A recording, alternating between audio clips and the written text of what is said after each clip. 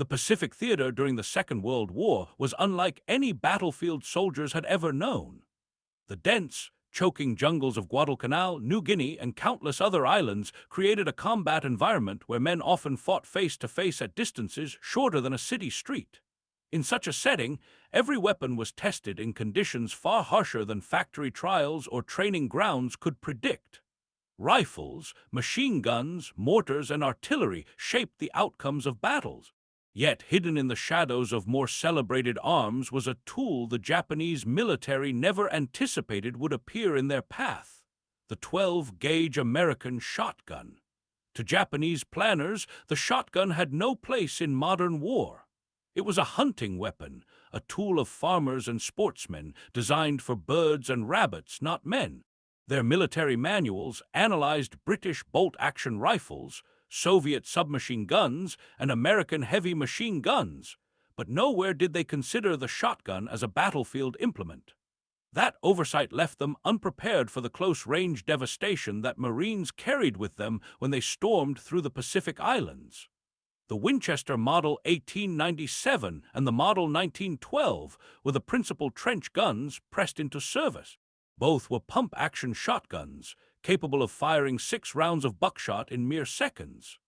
Each shell carried 9 large pellets, spreading into a lethal pattern that made missing nearly impossible in thick vegetation or darkened caves. The Model 97, designed decades earlier by John Browning, lacked a trigger disconnector, which meant a Marine could hold the trigger down and simply pump the action to unleash a rapid storm of buckshot. Its successor, the Model 12, refined the design with smoother operation and greater safety. But both weapons shared one terrifying truth for the Japanese soldier who met them up close: they turned jungle clearings into killing zones. In doctrine, the Imperial Japanese Army had spent years preparing its men to offset American industrial might with spiritual power and aggressive tactics. Their strategy emphasized infiltration under cover of night, followed by bayonet charges meant to overwhelm defenders in the chaos of hand-to-hand fighting. This approach worked against poorly supplied Chinese divisions and stunned British troops in Malaya. Even in the Philippines, American defenders had suffered from these tactics early on. But when Marines on Guadalcanal or Bougainville braced their perimeters with men holding trench guns, the Japanese advantage in close combat collapsed. The very range where they expected to dominate instead became a killing ground. Still, the story of the shotgun in the Pacific is not a tale of unbroken triumph. While these weapons were fearsome, they were few. A Marine division was authorized just over 300 shotguns, less than 2% of its small arms. They were often assigned to scouts, engineers, or military police rather than line rifle companies. And the humid air of the Pacific proved nearly as dangerous to the shotgun's paper-hulled ammunition as the enemy did. Yet, for those who carried them, the weapons left a deep impression of both potential and frustration. The first major test of American shotguns in the Pacific came at Guadalcanal in August 1942.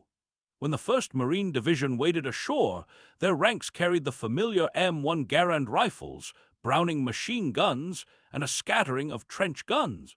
In the days that followed, the Japanese would probe the Marine perimeter again and again, convinced that their night infiltrations and banzai charges would shatter the American defense. They had no idea that among the watchful riflemen stood men with weapons uniquely suited to short, brutal encounters. At the Battle of the Tenaru River, better known to Marines as Alligator Creek, Colonel Ikeki's force launched a reckless night assault against entrenched Marines. Most of the slaughter was carried out by interlocking fields of machine gun fire and 37 canister rounds that tore through Japanese ranks. Shotguns, though rarely mentioned in after-action reports, were there as well, held by point men on jungle patrols, stationed at vulnerable positions in the line. In those moments when Japanese soldiers slipped past the wire, the blast of a trench gun ended fights before they even began. For the men who carried them, the knowledge that 6 shells of buckshot could cover the darkness with deadly certainty brought a kind of grim reassurance. But combat experience quickly revealed the shotgun's Achilles heel. The Pacific was a place of ceaseless rain, humidity thick as a curtain, and mud that swallowed boots whole. Standard paper-hulled shells swelled with moisture until they refused to chamber properly. Marines cursed as they tried to hammer damp shells into stubborn breeches, only to find them useless when they needed them most. Reports filtered back that shells could become waterlogged within hours of patrols, leaving shotguns little more than heavy clubs. The solution, a brass-cased cartridge known as the M19, would not arrive until 1945, far too late to affect the early campaigns where the weapons could have mattered most. Even so, Marines learned to adapt. They carried shells in waterproof bags, kept them close to their bodies, and rotated them constantly. In night positions, the distinctive sound of a pump action being racked into readiness carried a psychological weight. Japanese soldiers, already conditioned to fear sudden American firepower, sometimes broke off infiltration attempts when they heard that metallic warning in the darkness. The shotgun's value, then, was not just in the wounds it inflicted, but in the dread it inspired. By 1943, as the war moved into New Guinea's unforgiving terrain, the Army requested shotguns based on Marine experience. Dense undergrowth, tangled vines, and ambush-prone trails seemed perfect for the weapon, yet the same environmental problems persisted, magnified by endless rain and river crossings. Soldiers often left shotguns behind in rear positions, reverting to rifles, bars, and Thompsons that performed more reliably. What had promised to be the perfect jungle weapon was revealed as a tool of narrow circumstance, brutally effective at times, but frustratingly limited. As the Pacific Campaign unfolded, the role of the shotgun became clearer. It was never meant to replace the rifle, nor could it compete with the squad's base of fire provided by the Browning automatic rifle. Instead, it emerged as a specialist's weapon, carried by those at the point of greatest danger, scouts moving ahead of the column, sentries guarding the wire, or Marines tasked with flushing enemies from caves and bunkers. In those roles, the weapon's brutality was unmatched. A blast of buckshot in close quarters was not simply lethal. It was overwhelming, leaving no chance for the enemy to recover or counterattack. Training manuals back home reflected this specialized view. By late 1942, the War Department had issued TM-9 285, a technical guide covering not only the Winchester 97 and Model 12, but also the Ithaca 37 and Stevens 520. It outlined tactics for point security, ambush response, and clearing confined spaces. Recruits at Camp Pendleton and Paris Island drilled on rapid-fire techniques, including the fearsome slam fire of the Model 97. In controlled conditions, the shotgun looked like a decisive weapon. On paper, its utility seemed unquestionable, yet combat reality was stubborn. When the Marines returned to the Philippines in 1944, the Sixth Army requested large numbers of shotguns for urban fighting in Manila. House-to-house combat, with its narrow corridors and sudden corners, seemed the ideal setting. In some instances, soldiers reported devastating results. A single shotgun blast could sweep an entire stairwell or blast through a barricaded doorway. But the Japanese defenders adapted quickly. They fortified buildings, set interlocking fields of fire, and placed obstacles that forced Americans to engage at longer distances where rifles and machine guns held the advantage.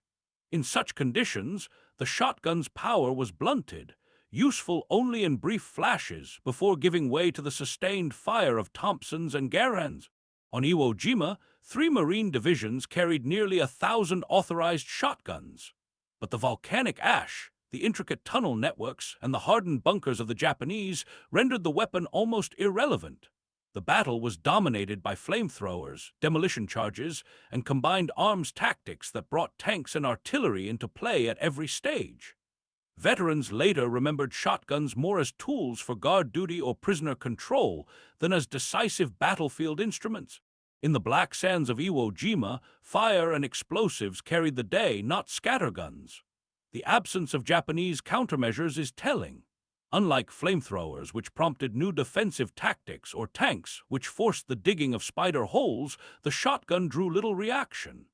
Japanese military archives contain no doctrine dedicated to facing the weapon, no special training exercises, no urgent orders to adapt. Their silence spoke volumes. While terrifying in the moment, the shotgun never changed the overall calculus of battle. It remained an instrument of sudden shock, not sustained influence. By the time Marines stormed Okinawa in 1945, the lessons of the shotgun were well established. The 1st and 6th Marine Divisions carried hundreds of them, this time equipped with the long-awaited brass-cased M19 ammunition that finally solved the crippling moisture problem. At last, shells would not swell in the damp, nor jam the action at the moment of crisis. But even with reliable cartridges, the realities of Okinawa's battlefield restricted their role. The Japanese 32nd Army had dug itself into an elaborate system of caves, ridges, and bunkers along the Shuri Line, choosing to bleed the Americans slowly rather than throw away lives in hopeless charges. Battles were fought across open fields and against fortified ridges, where tanks, artillery, and flamethrowers became the indispensable tools of conquest. Still, there were moments when shotguns left their mark.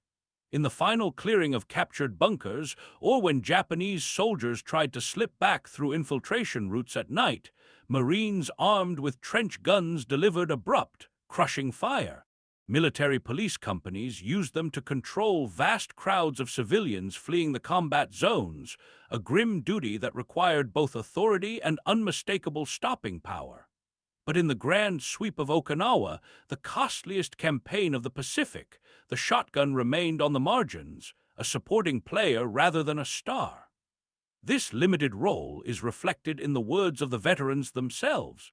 Eugene Sledge, whose memoir With the Old Breed remains one of the most vivid accounts of Pacific combat, never once mentioned carrying or even seeing a shotgun in battle. Robert Leckie, in Helmet for My Pillow, likewise omitted them. Thousands of oral histories archived by the Library of Congress rarely reference the weapon at all.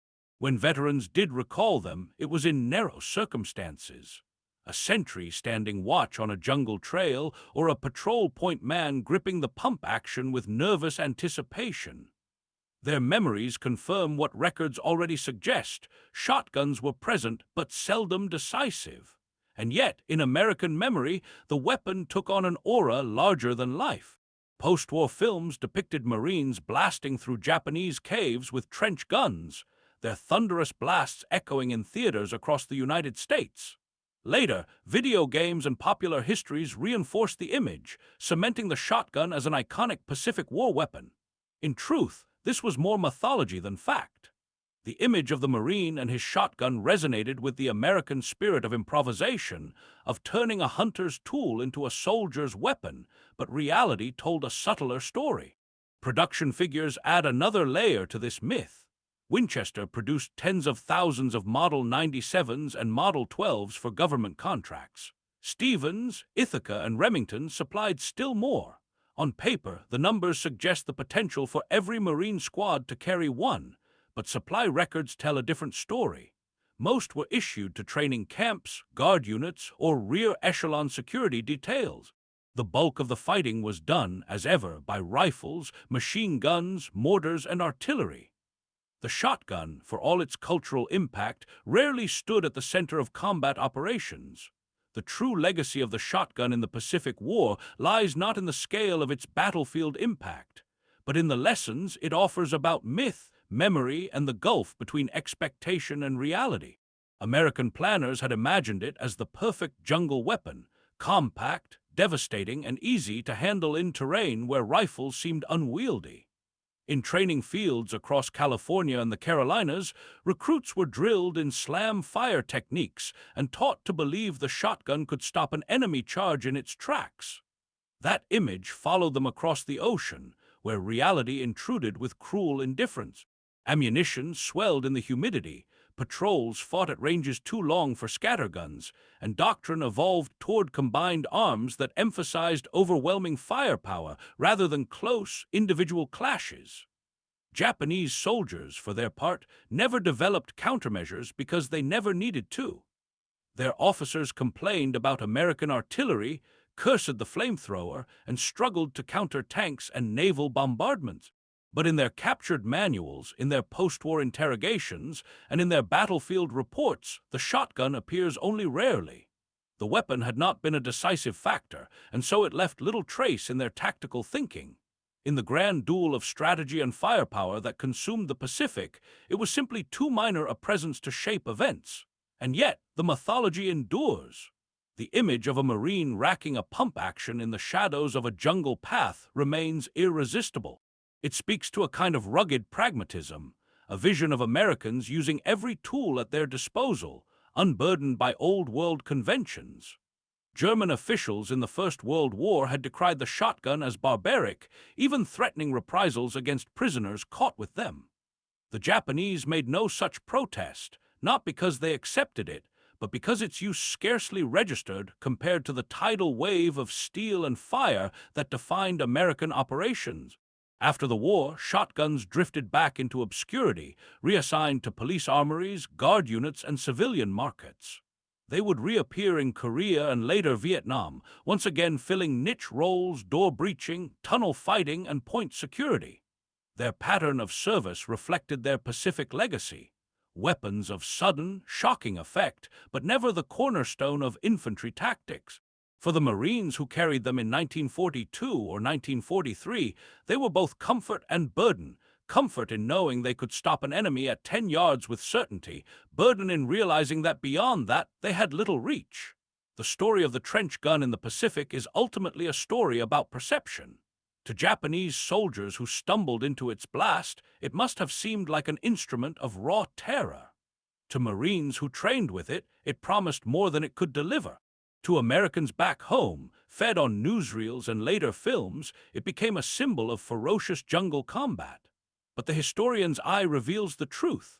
It was a supporting actor in a far larger drama, its thunderous roar drowned out by the relentless cadence of rifles, machine guns, artillery, and the firestorms of naval bombardment. In the end, the Japanese infantry may never have expected to face 12-gauge shotguns in their assaults. But that surprise did not change the outcome of battles.